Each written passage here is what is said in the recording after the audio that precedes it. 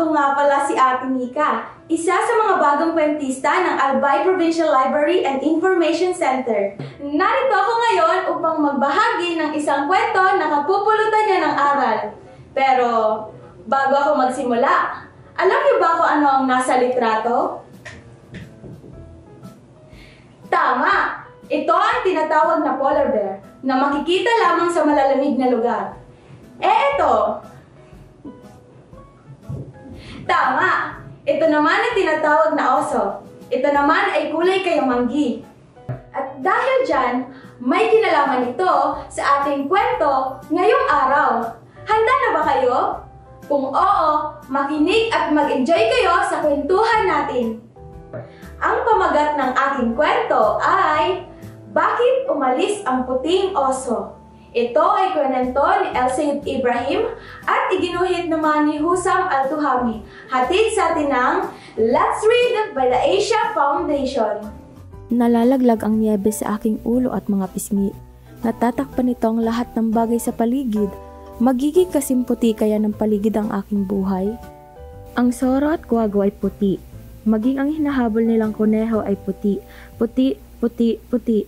Sawa na ako sa puti. Gusto kong umalis sa lugar na ito at pumunta sa isang lugar na maraming kulay. O isang lunti ang kagubatan, napakaganda ng lunti ang kulay. Bakit kakaiba ang tingin ng ibang hayop sa kulay ng aking balahibo? Siguro ayaw nila ito. Ako din, ayaw ko ang maputing kulay ng aking balahibo. Nais kong baguhin ito. O napakaganda ng mga dilaw na tikoma. Ang dilaw ay isang magandang kulay. Gustong gusto ko ang dilaw. Dilaw na oso na kasing kulay ng luyang dilaw, kari at saffron, tila kakaibang iyong anyo, sabi ng mga hayop.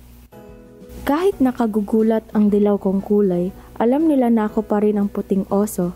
Dapat siguro na humanap ako ng ibang kulay. O napakaganda ng mga pulang prutas na ito. Ang pula ay napakagandang kulay, gustong gusto ko ito. Pulang oso na kasing bilog ng pulang kamatis, tila kakaibang iyong anyo, sabi ng mga hayop. Kahit nakagugulat ang pula kong kulay, alam nila na ako pa rin ang puting oso. Dapat siguro na humanap ako ng ibang kulay. O talagang kaibig-ibig ang mga bunga ng kakao. Ang kayumanggi ay isang magandang kulay. Gustong gusto ko talagang kayumanggi. Kakulay ko na ang mga kayumangging oso. Walang makakaalam na ako ito. Ako ay isang henyo. Tagumpay ang aking plano. Biglang bumuhos ang ulan. Kumupas ang kayumanggi kong kulay.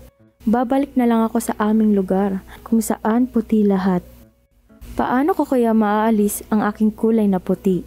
Kakain muna ako ng salmon para sumaya ng kaunti. Sino kaya itong kakaibang oso na nasa tubig? Anong nangyayari sa kanya? Aha! Ito pala isang kayumangging oso na nagbabalik tayo. Tinanong ko siya, bakit tinakpan mo ang iyong sarili sa puti? Mayroon kang magandang kayumangging balahibo. Sumagot siya, hindi ko gusto ang kulay na kayumanggi, kaya tinakpan ko ang aking sarili ng arena. Ang puti ay mas magandang kulay. Puting oso tulad ng bilog na buwan sa madilim na gabi. Tunay ngang kay ganda mo. Puting oso, kay ganda mo sa iyong puting balahibo. At doon nagtatapos ang aking kwento, mga bata. Nag-enjoy ba kayo? Kaya mga bata, laging tandaan na matuto tayong mahalin kung ano ang panglabas na itsura natin dahil lahat tayo ay maganda at pantay-pantay sa mata ng Diyos.